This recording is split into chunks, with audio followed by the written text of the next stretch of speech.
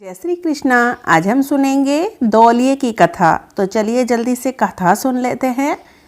एक याचक ब्राह्मण था। भिक्षार्थ वह 4 गांव जाए तो भी उसे समान ही भिक्षा मिलती थी, और चाहे एक गांव जाए तो भी भिक्षा में कोई वृद्धि नहीं होती थी। एक दिन उसकी घरवाली ने उसे परदेश जाकर कमाई करने के लिए कहा। उसने अपने पति से कहा, शायद परदेश जाने से हमारा भाग्य ही पलट जाए। उसने रास्ते के लिए पुड़ियाँ तैयार करके पति को हाथ में दे दी। ब्राह्मण परदेश जाने के लिए घर से निकल पड़ा। आगे जाने पर उसने देखा कि लक्ष्मी जी और घट जी चौपट का खेल खेल रहे थे।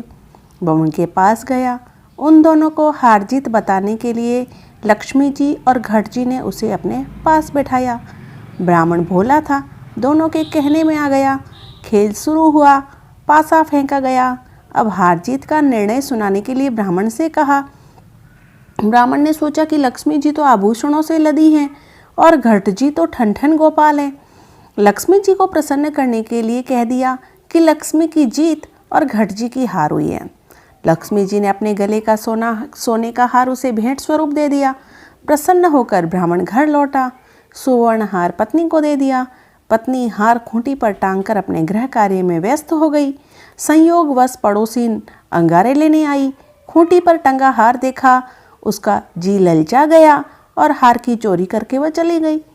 अब पति पत्नी ने खूंटी पर हार न देखा तो मन महसूस कर रह गए, अपना भाग्य ही निर्बल है। दूसरे दिन भी ब्राह्मण साक्षी भरने के लिए मार्ग में बैठ गया। अब की बार भी लक्ष्मी जी की जीत बताई। अब लक्ष्मी जी ने मोहरों से मंडित एक दंड ब्राह्मण को प्रदान किया। रास्ते में ब्राह्मण को एक ग्वाला मिल गया। ग्वाले ने ब्राह्मण से दंड मांग लिया। कहा कि अभी मैं अपने पशुओं को छोड़ कर देता हूँ। इतने में आंधी चली, दोनों अलग हो गए। तीसरे दिन भी ब्राह्मण लक्ष्मी जी की ही जीत बताई ब्राह्मण ने। अब की बार लक्ष्मी जी ने सुवर्ण की ईंट दी। रास्ते में ब्राह्मण को बैलगाड़ी वाला मिला। सुवर्ण ईंट अपनी बैलगाड़ी में रखने के लिए कहा। गाँव आने पर आपको सुपुर्द कर दूंगा, ऐसा कह दिया। ब्राह्मण ने ऐसा ही किया। बदकिस्मती से रास्ते में धुआंधार बारिश हुई। गाड़ीवान और ब्राह्मण अलग हो गए। घर आने पर ब्राह्मण ने लक्ष्मी जी का दिया हुआ उपहार मांगा। ब्राह्मण ने कहा कि लक्ष्मी जी का दिया हुआ उपहार हमारे पास रहता ही नहीं है। ब्राह्मणी ने कहा कि स्त्री चतुर होने पर भी पुरुष से कभी जीतती नहीं है, कल घट जी की बात बताना। चौथे दिन ब्राह्मण ने लक्ष्मी जी की हार और घट जी की जीत बताई। फैसला सुनकर घट जी ने कहा, ब्राह्मण तू भूलता है, मेरे पास तो देने के लिए कुछ भी नहीं है। लक्ष्मी जी के पास तो देने के लिए बहुत सारे आभूषण थे। ब्राह्मण ने कहा कि आज मैंने योग्य फैसला सुनाया है। घट जी ने अपनी जटा फैलाई। जटा ऊंची नीची की तो एक पुतला निकला। ब्राह्मण से कहा कि मार्ग में मुझे जो प्रथम वस्तु मिले पुतला देकर ले लेना। रास्ते में मछली बेचने वाला मिला। पुतला देकर गुप्त मछली खरीद ली और गीले रुमाल में बांध ली। अरे रे, पत्नी के कहने में आकर घट जी की बात बताई। ब्राह्मण होकर मछली लेनी पड़ी। इस तरह क्षोभ करता हुआ वह घर आ गया। आंगन में तुलसी का थाना था, उसमें पानी था। मछली जल में छोड़ दी। उदास होकर वह बैठ गया। ब्राह्मणी ने पूछा कि घट जी पे क्या दिया। घट जी ने उसे जो दिया, उसने जो किया वह अपनी पत्नी को बताया। ब्राह्मणी तुलसी थाने के पास गई।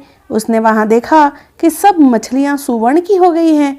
पति से कहा, यह तो सब सुवर्ण की हैं। उसी समय वह पड़ोसन भी दौड़ती दौड़ती आई।